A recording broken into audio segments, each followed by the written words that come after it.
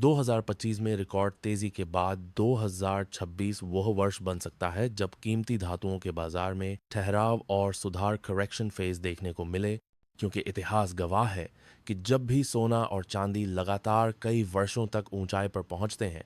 तो उसके बाद कीमतें खुद को संतुलित करने के लिए नीचे आती हैं, और यही स्थिति 2026 में बन सकती है। 2024 और 2025 के दौरान वैश्विक अनिश्चितता, युद्ध जैसी परिस्थितियां, महंगाई का दबाव और ब्याज दरों को लेकर असमंजस के कारण निवेशकों ने बड़े पैमाने पर सोना और चांदी खरीदी, जिससे इनके भाव ऐतिहासिक स्तर तक पहुंच गए। लेकिन जैसे ही 2026 में वैश्विक अर्थव्यवस्था में स्थिरता आने की संभावना बनेगी, अमेरिका, यूरोप और एशियाई देशों में आर्थिक सुधार के संकेत मिलेंगे और शेयर बाजारों में भरोसा बढ़ेगा, वैसे ही निवेशकों का रुझान सुरक्षित निवेश यानी सोना और चांदी से हटकर जोखिम वाले लेकिन ज़्यादा रिटर्न देने वाले साधनों जैसे शेयर, म्यूचुअल फंड और बॉन्ड की ओर बढ़ सकता है, जिसका सीधा असर सोने और चांदी की मांग पर पड़ेगा, और मांग घटते ही इनके भाव में गिरावट देखने को मिल सकती है। 2026 में गिरावट का एक बड़ा कारण ब्याज दरों की नीति भी बन सकती है, क्योंकि यदि अमेरिकी फेडरल रिजर्व और अन्य केंद्रीय बैंक ब्याज दरों को लंबे समय तक ऊंचे स्तर पर बनाए रखते हैं या कटौती करने में देरी करते हैं, तो सोना और चांदी जैसे ऐसे निवेश जिन पर कोई ब्याज नहीं मिलता, निवेशकों के लिए कम आकर्षक हो जाएंगे और लोग अपना पैसा ब्याज देने वाले साधनों में लगाना पसंद करेंगे,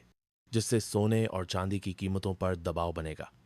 इसके साथ ही अगर 2026 में अमेरिकी डॉलर मजबूत होता है तो अंतर्राष्ट्रीय बाजार में सोना और चांदी महंगे पड़ेंगे, क्योंकि इन धातुओं का मूल्यांकन डॉलर में होता है, और मजबूत डॉलर का मतलब ये होता है कि अन्य देशों के निवेशकों के लिए सोना चांदी खरीदना महंगा हो जाएगा, जिससे वैश्विक मांग कमजोर पड़ेगी और कीमतें नीचे आ सकती हैं। 2026 में मुनाफा वसूली प्रॉफिट बुकिंग भी गिरावट का एक बड़ा कारण बन सकती है, क्योंकि जिन निवेशकों और संस्थानों ने 2023, 2024 और 2025 में कम दामों पर सोना और चांदी खरीदी थी, वे ऊंचे स्तर पर पहुंचने के बाद अपने मुनाफे को सुरक्षित करने के लिए बिकवाली कर सकते हैं,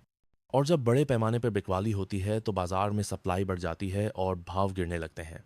चांदी के संदर्भ में देखें तो उस पर गिरावट का असर ज्यादा देखने को मिल सकता है,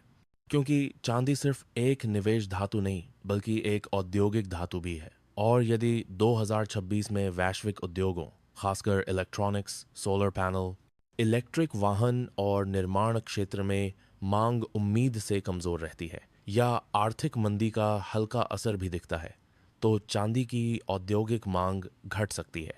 जिससे इसकी कीमतों में सोने की तुलना में अधिक गिरावट देखने को मिल सकती है। सोने के मामले में यदि 2026 में भू राजनीतिक तनाव कम होते हैं, युद्ध जैसी स्थितियां शांत होती हैं और अंतर्राष्ट्रीय स्तर पर स्थिरता बढ़ती है, तो सोने की सुरक्षित निवेश वाली भूमिका कमजोर होगी, क्योंकि निवेशक डर के माहौल में ही सोने की ओर भागते हैं, और जैसे ही डर कम होता है वैसे ही सोने की मांग घटने लगती है। इसके अलावा 2026 में यदि महंगाई पर नियंत्रण रहता है और लोगों को यह भरोसा होता है कि उनकी क्रय शक्ति सुरक्षित है, तो वह सोने को महंगाई से बचाव के साधन के रूप में उतना जरूरी नहीं मानेंगे,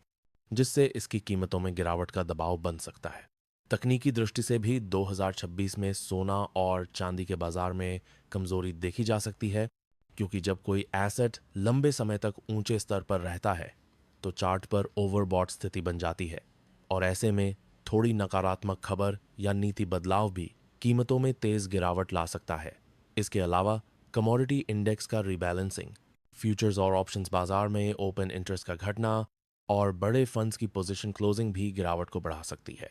भारत के संदर्भ में यदि 2026 में रुपये में स्थिरता आती है, आयात पर कोई नई छूट या नीति बदलाव होता है और घरेलू मांग सामान्य रहती है, तो अंतर्राष्ट्रीय बाजार में आई गिरावट का असर भारतीय बाजार में भी साफ दिखाई देगा, जिससे सोने और चांदी के दाम नीचे आ सकते हैं, खासकर तब जब शादियों और त्योहारों की मांग औसत स्तर पर रहे। हालांकि ये गिरावट पूरी तरह से क्रैश जैसी नहीं होगी, बल्कि ये एक धीमी और चरणबद्ध गिरावट हो सकती है, जिसमें कभी कभी भाव ऊपर भी जाएंगे। लेकिन कुल मिलाकर 2026 का औसत भाव 2025 के मुकाबले कम रह सकता है। इसीलिए कुल निष्कर्ष के रूप में यह कहा जा सकता है कि 2026 में सोने और चांदी के भाव में गिरावट की पूरी संभावना है, खासकर यदि वैश्विक अर्थव्यवस्था में सुधार आता है, ब्याज दरें ऊंची रहती हैं, डॉलर मजबूत होता है, निवेशकों का भरोसा शेयर बाजार और अन्य जोखिम वाले निवेशों पर बढ़ता है और सुरक्षित निवेश की ज़रूरत कम महसूस होती है। और ऐसे माहौल में सोना और चांदी अपनी ऊंचाई से नीचे आकर एक संतुलित स्तर पर आ सकते हैं, जिससे 2026 को सोना और चांदी के लिए करेक्शन और ठहराव का वर्ष